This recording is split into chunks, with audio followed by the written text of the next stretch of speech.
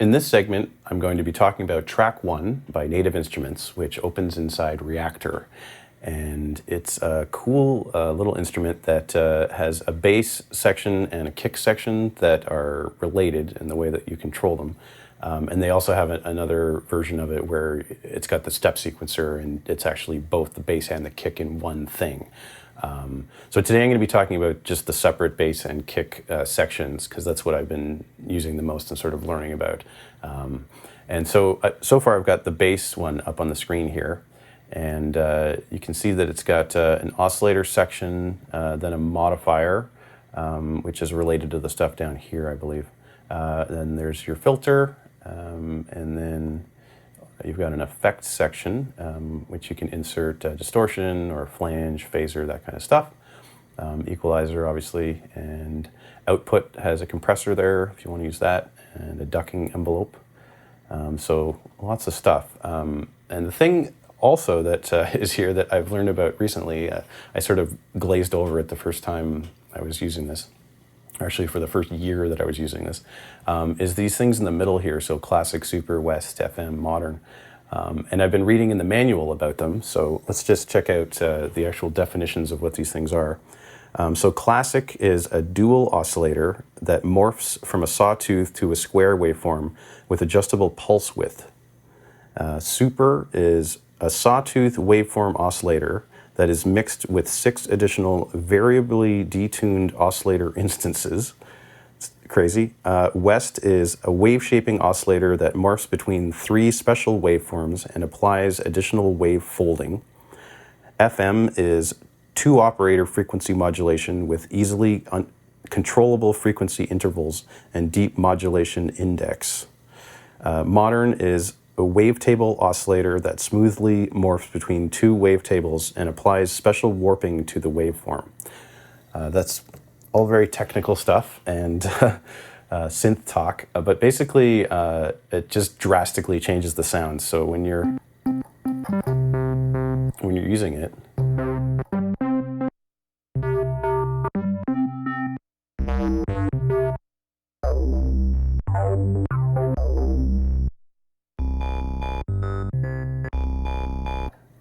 it's like crazy differences.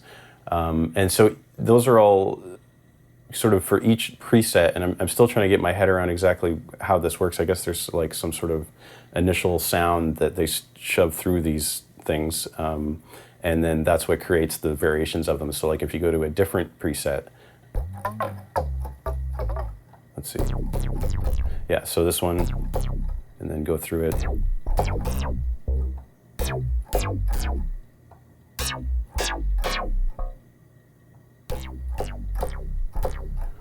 You get like endless combinations of things between all the presets and then all these different sort of variables that you can throw in there. So that is the bass, and I'm just going to jump over to the kick actually. The one preset that I've used the most in this, I've got just here. Is it this? No, it's solo something, this.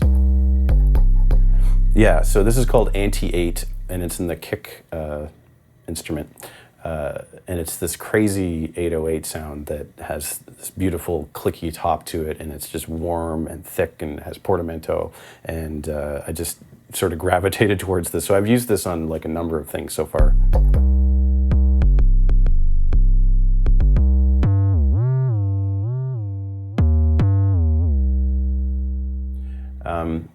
So if we zoom into this, we see there are layers that you can select separately, and you can actually go in here and select different samples, and then also that's where you can put in your own samples and stuff.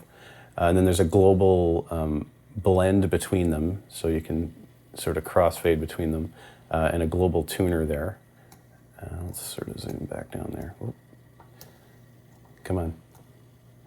Then you've got, amp envelope A and LFO and noise, amp envelope B, which can do a whole lot in itself. More effects here, distortion, bit reduction, that kind of stuff. Equalizer, and then output, compressor there. So in this one, you have these things that are in the middle that I think are also the sort of special part of this. So sample, synth, rumble, and noise. I'm going to just read those definitions. So sample is a sampler that includes 120 carefully selected samples in 6 categories and can also load your own samples, which I haven't tried yet. Synth is a synthesizer that is tailored towards creating kick drums with special parameters for shaping the timbre of the sound. Rumble is a special synthesizer that specializes in low-frequency rumble and noise with full control over tonality and stability of the sound. And then noise is a synthesizer that specializes in textures and noise with full control over the tonality and stability of the sound. So in practice, yeah, totally different. The synth is the one that's the main one they've designed for this, and it's my favorite, obviously. Rumble it just sounds like wicked and fun. And noise is even more over the top, so like you could pretend that's a snare.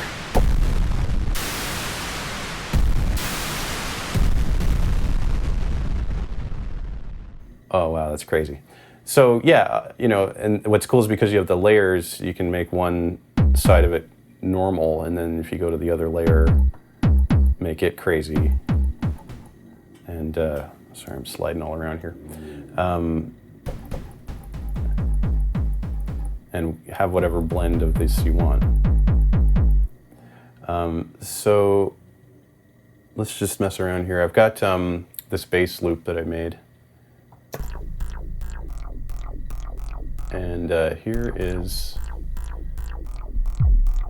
just another, this is a kick.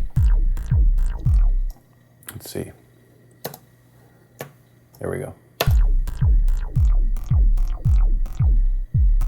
And so that is on layer A and using a preset called Play Me. I'm not sure how much I mess with this. I think I might have done a little bit, but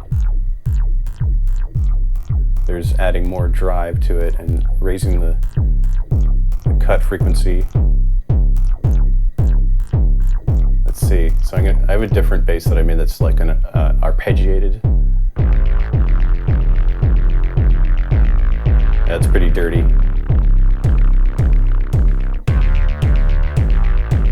Yeah, I made another thing here. Even though you can blend between A and B for the kick, I just made a whole other instance of the kick just for this one to have this noise sort of sound that I blend together, and then the original one, I have the freedom to have still both of those layers. So you can have as many layers as you want, really, because like 2 per thing. So so that's pretty awesome. And then all together.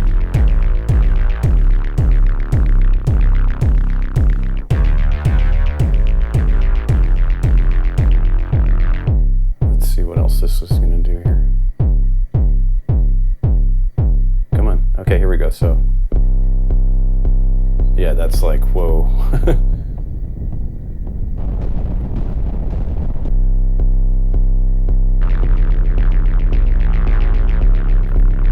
Yeah, there's a bit of tuning issues there. What's, the thing that happens with kick and bass is if you have too many overlapping frequencies in the low end, obviously it turns into mush. But the way they've set this up is very intuitive, and I think it's like way deeper than I originally thought it was.